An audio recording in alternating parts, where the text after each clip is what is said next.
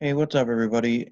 It's now time for me to give you my thoughts on the Genesis 2021 um, Impact app exclusive.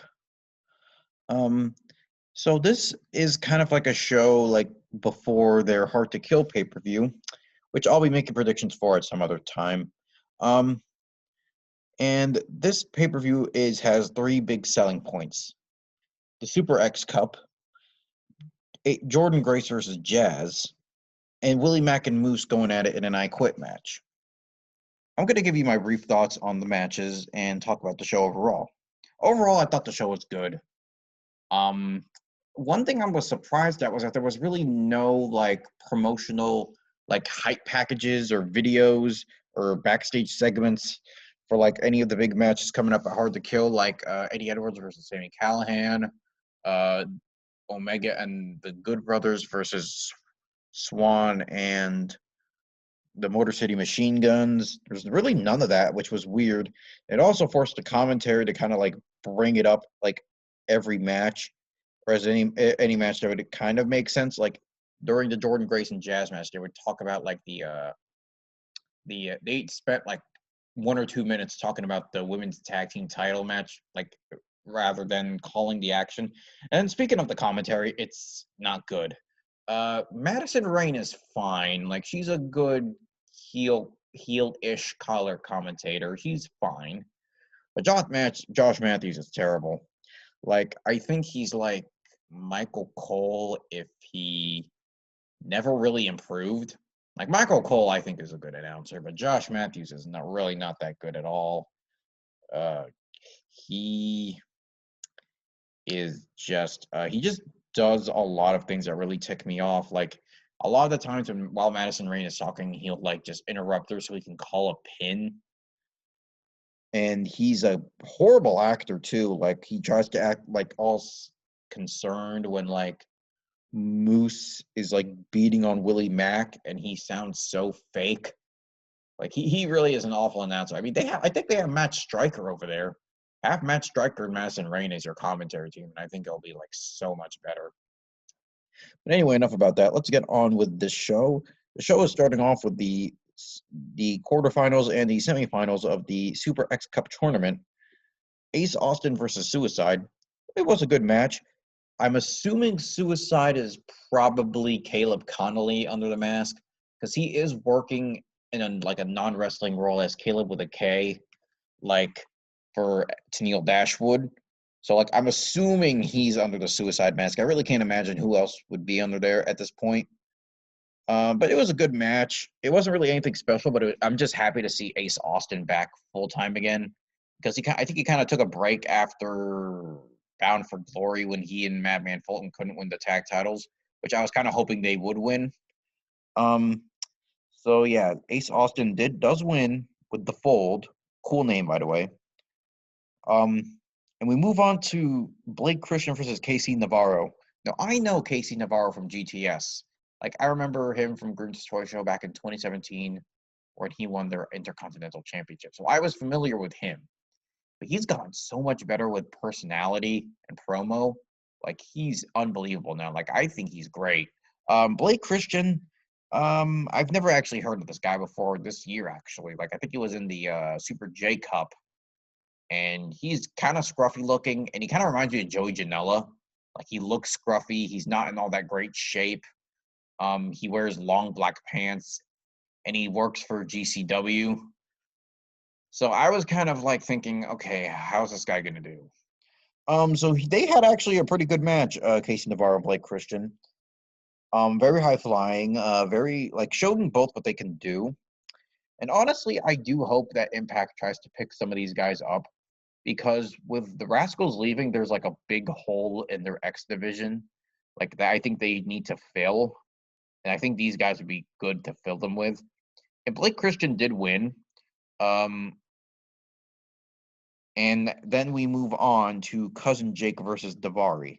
I have to mention before I continue with this, like there were promo segments with the competitors of the match, like Ace Austin and Suicide, but not Suicide actually. I'll give him like Ace Austin was awesome in his promo before his match where he's like, I took some time away to reflect And I realized I didn't need to change. I'm perfect the way I am. I did like how Suicide never actually talked, and it was more Scott D'Amore trying to talk up Suicide, which I thought was a good touch.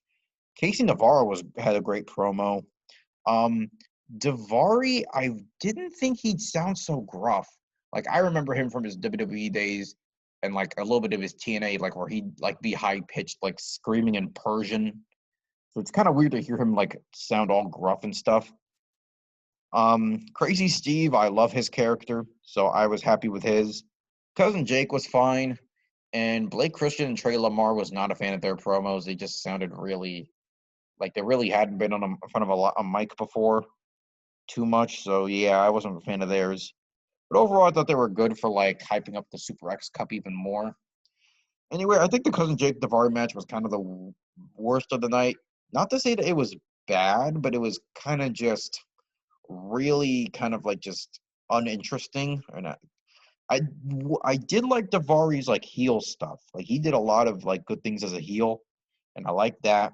And Cousin Jake is a good wrestler. I think he's Jake something, like in the independent scene. I don't like the name Cousin Jake. Why didn't they just call him Jake Diener? Like they call them the Dieners, or called before Cody turned on him. But like, why not just call him Jake Diener? That never sat right with me. But Cousin Jake won, and it was kind of a meh match. And up next is Crazy Steve versus Trey Lamar. This was a good match too. It was focused a lot more on Crazy Steve's character than than it was the match. But Crazy Steve is actually a really good wrestler. I thought he was really good in this tournament. Like, and I'm kind of glad he's back because I missed him when he left Impact. Like I think for a year or two. So Crazy Steve did win with that jumping DDT. It's that DDT that Enzo did, like when he was in singles action on 205 Live, like that jumping DDT from the second rope. I think that's a cool move. I'm glad Crazy Steve is using it. Up next in the semifinal, it's Ace Austin versus Cousin Jake. Very good match here. It's nice to see like a big man versus little man match. And Ace Austin does win with a springboard fold, which is really cool. And I'm kind of impressed how Madman Fulton doesn't really get too involved in this throughout this entire tournament. Like they're putting over Ace Austin as a heel, but not like a heel that constantly needs Madman Fulton to win, you know?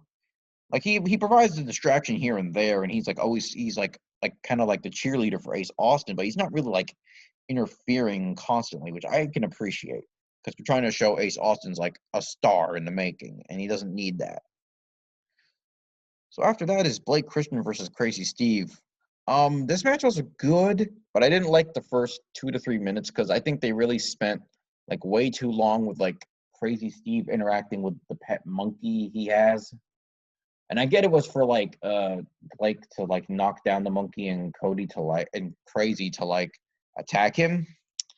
But it was just really weird like to hear him go for like 2 to 3 minutes to talk to this monkey after everything. It was kind of annoying. And one thing I hate about Josh Matthews' commentary here is like he constantly brings up Blake's nicknames. It's like, who cares about his nicknames? Like, I don't care. Do you care? But Blake Christian did win, which was surprising with like this 450, while Crazy was like hanging off the ropes. That was interesting, and I was surprised he won. I actually thought the finals were going to be like Crazy Steve versus Ace Austin. Guess I was wrong.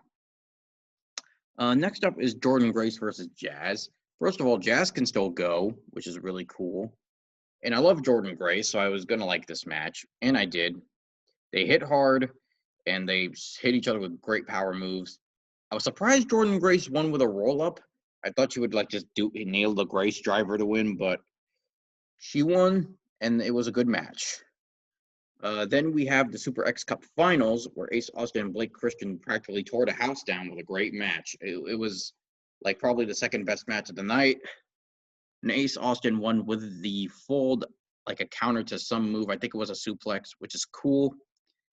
And it wasn't really a big deal, like a big celebration after he won. It was kind of just like Scott D'Amore comes and gives him the trophy. Austin thanks him, and Madman Fulton like celebrates with him. And it wasn't really much of a celebration, but like Ace Austin and Blake Christian were a really great match. And the main event is Willie Mack versus Moose. This was a great, like, really hardcore match, kind of different from everything else we saw on the show. One knock I'd have on it was the finish, where like Rich Swann kind of just promised Willie Moose that he'd give him like a world title match if he stopped beating up Willie Mack, and Moose was just like, "Okay, thanks, I quit," and like allowed Willie to win. I'm of two minds on it because it does introduce Rich Swann to a new story, but it also kind of makes Willie Mack look like a chump. So I don't know. I wasn't really a big fan of the finish. It's kind of mixed for me, but overall, I did think this was a great show. Like, and definitely the last two matches are worth checking out. So I would highly recommend the show if you can watch it. And remember, if you like this video or want me to make more like this, please like, comment, share, and subscribe to the channels. I'm trying to hit 1,000 by the end of the month. I'm the Friendly Weirdo, and I am signing off.